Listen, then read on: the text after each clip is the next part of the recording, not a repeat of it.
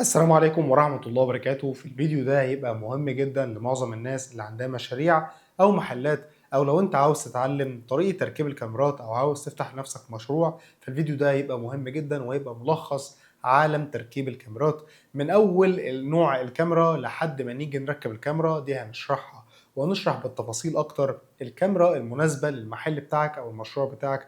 لو انت محتاج تركب كاميرات انت لازم تختار الكاميرا اللي تناسبك وتناسب شغلك، لان الكاشير بيبقى عليه كاميرا معينة، وكذلك المنتجات بتاعتك لازم يكون ليها كاميرا معينة. كذلك برضو الكاميرات اللي هي ممكن تتركب في الخارج لازم تتركب بدقة معينة وبطريقة معينة علشان تديك اداء افضل وجودة افضل. يلا بينا كده نبدأ الشرح، وده دليلك الكامل لتركيب كاميرات المراقبة، وهنعرف مع بعض ايه الكاميرا اللي هتناسبك. وفي اخر الفيديو ده هتكتب ورايا كده الكاميرا اللي هتعجبك علشان تقدر تحصل عليها ومن هنا تديلك اداء افضل. يلا بينا كده نبدا الشرح.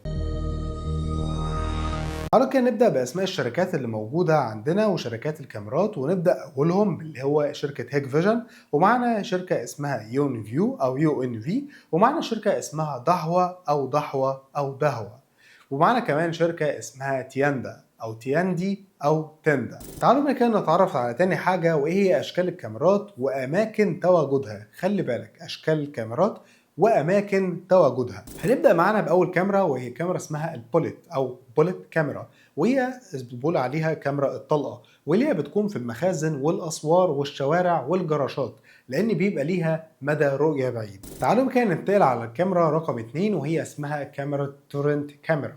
والكاميرا دي بيقول عليها الكاميرا البرجية اللي انت ممكن تلاقيها في المحلات والسوبر ماركت والصيدليات والمطاعم.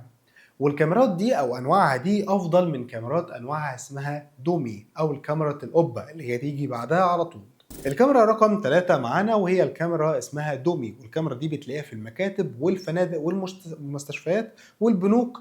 وكمان يعني بيبقى فيها ميزة ان صعب اي حد يقدر يتعرف على اتجاه العدسة بتاعتها، لان بيبقى فيها زي غلاف زجاجي كده.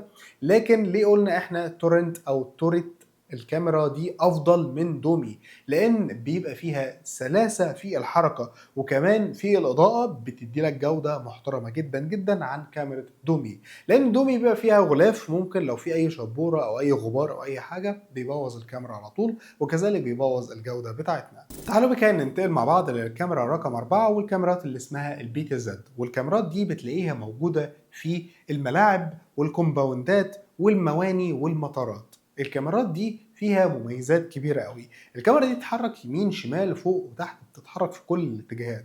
يعني مثلا فرضا لو في شخص جاي من بعيد، بتفضل هي مراقبة الشخص ده وبتفضل ماشية وراه كده لحد ما يجي يمشي عنها خالص. دي من مميزات الكاميرات البيتا زد، وخلي بالك بيبقى مداها اكبر واوسع. يعني مثلا لو احنا هنحط الكاميرا البي تي زد دي في اخر الملعب، تقدر تعمل زوم 48 ضعف اي كاميرا عاديه علشان تبدا تعرف مين الشخص اللي واقف هناك ده، وبيظهرها لك بجوده محترمه جدا جدا. واخيرا الكاميرا اللي اسمها فيش ايز او عين السمكه. الكاميرا دي بصراحه تحفه جدا، بتجيب لك المكان كله بزاويه 180 درجه، ممكن توصل معاك كمان ل 360 درجه. بتجيب المكان كله، يعني هي كاميرا بتتحط في نص المكان خلاص كشفت المكان كله. يبقى احنا كده اتعرفنا على الشركات او اسماء الشركات الخاصه بالكاميرات، وتعرفنا كمان على انواع الكاميرات. تعالى كده بقى اقول لك ايه هي المميزات اللي لازم تتوفر في اي كاميرا. اي كاميرا لازم يتوفر فيها المميزات دي. والله هي المميزات دي بسعر عالي شويه، لكن انت هتاخد جوده محترمه. لو انت مش عايز المميزات دي وشايف ان هي عاليه عليك او غاليه عليك، استخدم الكاميرات العاديه. لكن اهم ما يميز الكاميرات لازم يكون في خاصيه اسمها WDR، اللي اسمها وايت ديناميك رينج. الخاصيه دي محترمه جدا في السطوع. يعني مثلا في منتجات ضارب فيها الشمس او الشمس ضاربه فيها، فبتدي اضاءه شديده جدا. فالدبليو ار دي بتخلي في توازن، بتعمل بالانس بين ضوء الشمس والضوء الطبيعي بتاعك، فبالتالي بتظهر المنتجات. يعني مثلا زي ما انت شايف قدامك في الفيديو ده شخص ماشي، ففي ضوء هنا في حاجه اسمها الدبليو دي ار، وهنا مش موجود الدبليو دي ار، فبتلاقي فيه توازن وفي فرق شاسع. في برضو خاصيه اسمها دارك فايتر او محارب الظلام او محارب الظل. طبعا دي خاصية جميلة جدا لو انت بالليل كأنك شايف الصورة في وضح النهار. وخلي بالك برضو في ميزة لازم تضاف في الكاميرات، وهي حاجة اسمها الموتورايزد لينز. الموتورايزد لينز دي عدسات متحركة، يعني مثلا لما تيجي تحب تعمل زوم على شخص مش بيعمل بكسله في الصوره. يعني مثلا ادي العدسه بتاعه الكاميرا بتاعتنا، انا عايز اعمل زوم على شخص ما، شوف ايه اللي هيحصل. هتلاقي في حاجه اسمها موتورايز بشكل تلقائي، طبعا انا بعمله بايدي، لكن لو هو متركب في الكاميرا هو بيعمل لوحده. هنا بتلاقي دي بتطلع قدام كده تمام، وبتبدا بقى تعمل زوم عليه، بتتحرك شمال ويمين لوحدها، وكل ده بشكل تلقائي بدون اي تدخل منك. فدي ميزه جميله جدا علشان ما تعملش بكسله في جوده الفيديو بتاعنا. طبعا اظن الصوره واضحه. تعالوا بينا كده بقى نروح عندنا على جوده الكاميرات. وجوده الكاميرات دي منها في انواع كتيره جدا، وهنختار النوع اللي هيناسب كل مكان في البيت بتاعك، في المحل بتاعك، في البنك، في المستشفى، في اي مكان انت عاوزه. هنروح بينا على جودة الكاميرات ونبدأ بأول جودة معانا، وهي الواحد ميجا، ومعاك 2 ميجا، ومعاك 3 ميجا و4 و5 و6 و8 و12 و16 و32 ميجا. طبعا لما تيجي تروح عندك على جودة الواحد ميجا وال2 ميجا هتلاقي في جودة 720 بت، وفي الجودة اللي هي ال HD. اما لو انت عاوز جودة فيها 4K بتروح عندك على جودة ال 8 ميجا، ولو عاوز الترا اتش دي بتروح عندك على ال 12 ميجا. طب يا ابو حميد يعني ايه الكلام ده كله؟ كل الكلام ده عبارة عن جودة او كواليتي خاصة بالكاميرا اللي انت هتركبها.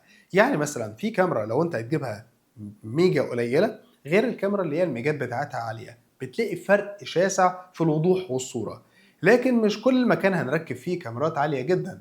في معظم الأماكن مش محتاجين مثلا نركب فيها كاميرات عادية، وبعض الأماكن محتاجين نركب فيها كاميرات مهمة زي اللي احنا هنشرحها مع بعض حالا. تعالوا بينا كده مع بعض نفهم ايه هي العدسات. عندك اول عدسة اللي هي 2.1 ملي، عندك هنا بتجيب لحد 180 درجة تقريبا في الصورة بتاعتها، لكن مش بنستخدمها كتير. معاك بقى حاجة اللي هي بتبقى موجودة في الغرف والمحلات الصغيرة، بتبقى 2.8 ملي. وعندك الأكثر استخداما اللي هي 3.6 ملي.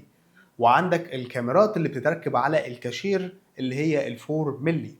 وعندك هنا الكاميرات اللي بتتركب في الممرات بتبقى 6 ملي. وعندك هنا المخازن بتركب فيها 8 ملي.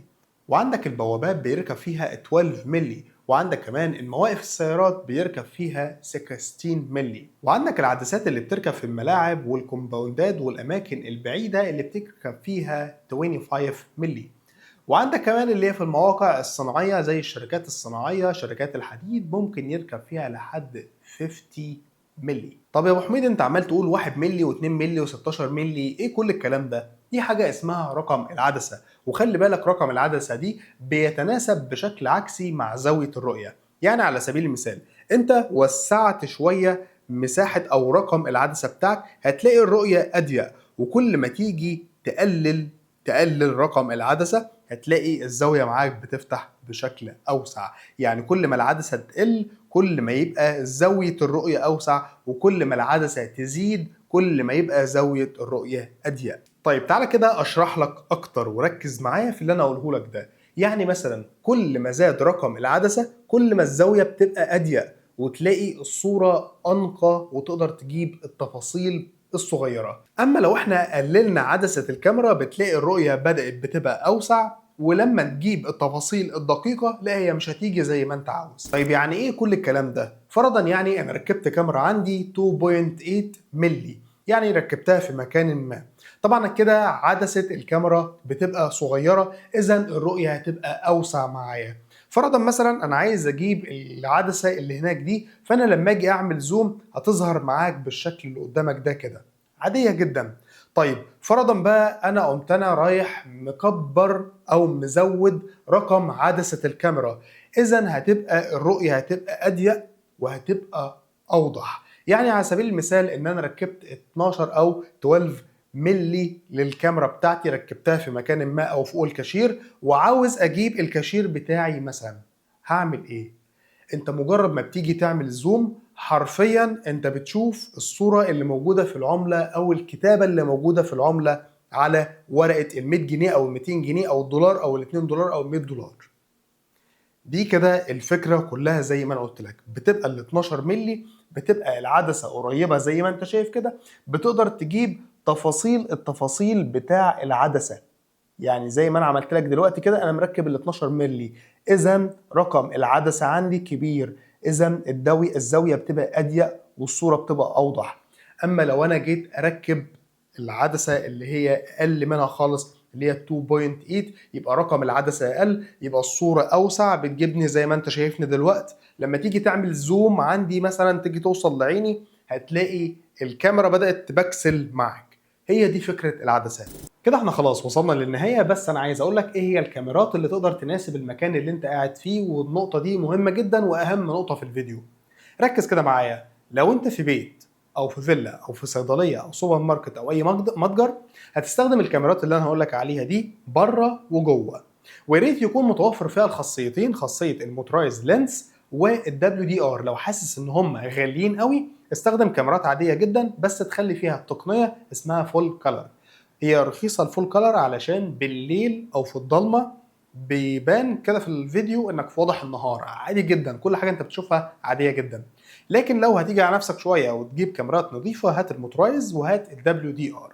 طيب، الكاميرات اللي بره هنركب كام ميجا وعدسه قد ايه؟ هتركب 4 ميجا بره المحل، والعدسه تكون 4 مللي او معاك من 2.8 لحد 4 مللي، تقدر تركبها عادي جدا. جوه المحل ركب جودة 4 أو 5 ميجا عادي جدا بعدسة 2.8 مللي، ده المتعارف عليه في المحلات بره وجوه. طيب، تعالى بقى نروح للحاجات اللي هي التقيلة بقى. يعني مثلا لو انت في بنك أو محل ذهب، تمام، وعايز بقى، وخلي بالك في نقطة كده أقولها ممكن تطبق على الكل، اللي هي حتة الكاشير.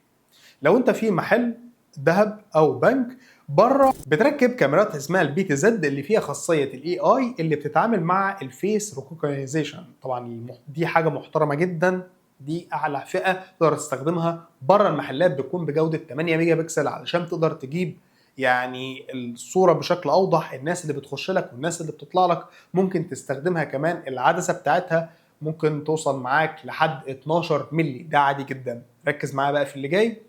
جوه المحل بتستخدم اللي هي التورت، او بتستخدم اللي هي البي تي زد. ممكن تستخدم واحده بي تي زد لو انت في محل ذهب، وبتسلطها عندك على الكاشير علشان تقدر تتحكم في الناس اللي رايحه واللي جايه. زائد كمان كاميرا اللي هي بيقول عليها البولت. الكاميرا دي بتكون بفتحه عدسه ممكن نقول في المتوسط 8 مللي، او ممكن تقدر تستخدم 12 مللي لو انت علشان تقدر تعمل زوم. ال 12 مللي دي تجيب لك التيكت اللي موجود فيه خاتم الذهب، او بتجيب لك العمله. مثلا لو فرضا ان في عمله زي دي، انت مجرد ما بتيجي تعمل زوم بتقدر تقرا الكلام اللي مكتوب على العمله. لو انت معاك عدسه حوالي احنا قلنا كام، 16 مللي او 18 مللي. طبعا زي ما احنا اتفقنا، كل ما العدسه يعني زاويه العدسه او الملي بتاع العدسه بيزيد، الرؤيه او الزاويه بتاع الكاميرا في الرؤيه بتقل. فانت لو هتجيب عدسه بزاويه اكبر، فانت مش هتركز الا على الكاشير بس. اما بقيه العدسات اللي جوه، يعني مثلا الكاميرات اللي جوه، ممكن نقدر نستخدم كاميرات بجوده 8 ميجا بكسل وفتحه عدسه ممكن نقول 4 مللي. دي بتبقى محترمه جدا علشان تغطي المكان كله، ومفيش اي حد يقدر يعمل اي حاجه، وتجيب التفاصيل وشوش البني ادمين بالملي. طبعا بره اي مكان بتستخدم الكاميرات من النوع اسمها بولت، وجوه الاماكن بتستخدم التوريت، او بتستخدم اللي هي النوع اللي هو دومي اللي هو اللي فيه قبه ده. لكن انا افضل انك تستخدم التوريت لانها بتكون محترمه جدا في الضلمه، وجودتها بتبقى محترمه قوي قوي قوي. تعالوا بقى نعرف ازاي نقدر نركب الكاميرات دي. الكاميرات دي بتركب لازم حاجه اسمها باور وبي ان سي، وحاجه اسمها دي في ار. الكاميرات بتروح عندك على الدي في ار، وعن طريق بي ان سي زي ما انت شايف قدامك في الصوره. ومن الدي في ار بيروح بكابل بيروح للشاشه، ممكن توصله كمان بالنت، وبتربط الدي في ار بالانترنت عادي وبتشغله عندك على التليفون.